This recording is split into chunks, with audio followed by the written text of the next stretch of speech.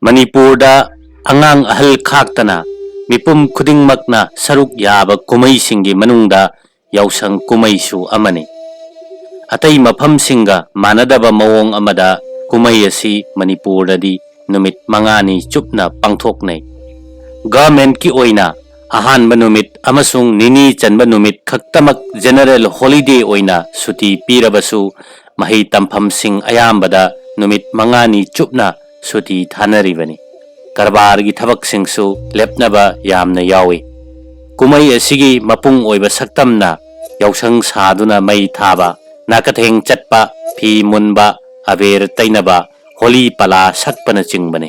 Masigi su mathakta thabal chongba chakcha haijanaba lila phala isai nongmaina chingbasu yausanga thadoknaba yadraba saruk ama oiduna adumak lakli.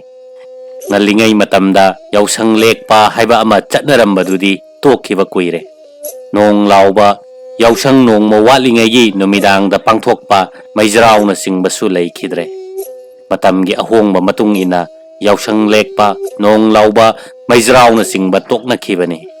Hojik phawba leptana chathaduna lakliba singna yausang saduna mai thaba angang singna yumthong chattuna nakathengba chengniba nupi macha singna lambi da thoktuna phi munba paisa munba nupa macha singna aber taiba ising heiba thabal chongba chaksa haijanaba lila phala isai nongmaina chingbagi thoram sing pangthokpasini. Sahi kaya supna pangthoktuna lakhiba yausang kumai asi mamangi sahi haibadi ing lising ani kunmari dadi punglep lepki mafam amatada pangthoknakhide. Lekai da yausang sanaba yaurabasu yausanga sagon aduna lakpa atai thabaksing amasung thoramsingde amatta pangthoknakhide. Sahi khudingi yausang manungda Manipurgi mafam khudingda thabal chongbagi dhon bengi makhonna pumnin nenkhibadu mamang sahidadi laikai amatada thabal chongkhidabana maram oiduna pumchik chikhi. Sahi khudingi yausang matungda yausang kumaiga mari lainana lela drama isai nongmaina chingbagi thoramsing laikai khudingi oina pangthoknaduna lakhibadusu mamang sahidadi pangthoknakhide. Yausang kumai amasung yausang kumaiga mari lainana pangthokpa thoramsing pumlep letkibatanatana laikai da yausang manungda pangthoknaba sana khonabagi thoramsingsu amatta pangthoknakhide. Maitai amasung kuki jogi marakta thokpa kanglupki irangna maram oiduna mamang sahida yausang kumai pangthoknakhidabani. Yausang matungda yausangga mari lainana pangthokpa lila drama isai nongmaina singbagi thoramsingsu lepnakhibani. Panba yabadi kanglupki irang hoba chahi ing lising ani kunhumdoidadi maitaigi chahigi khwaidagi chawba kumai ningol chakauba phawba pangthoknakhidabani. Fisheries Department na ningol chakaubaga mari lainana chahi khudingi pangthoktuna lakpa Fish Fair cum Fish Corpus Competition su pangthokhide. Hojik phawba loisindana lairiba maitai amasung kukijo anigi kanglupki irang asi haukiba ing lising ani kunhumdoigi megi tang ahumdagi haurakpani.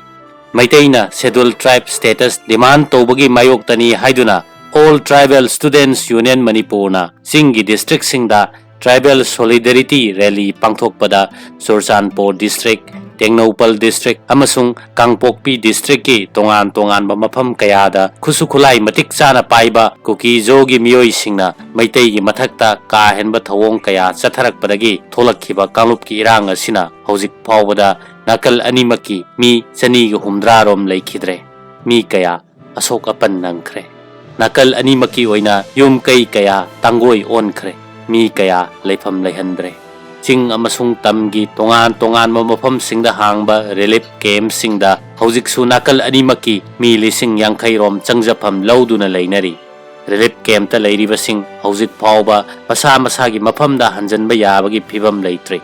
Irangna maram oiduna lanjen na halaba mi mayam ama masagi mafamda hanjanba yadana leirabasu hanagum kanglup amana amagi mathakta bom nongmaina chingba kaptuna landabagi thabak sing thokpadi leitre. Nongmai bom kapagi makhol takhidre.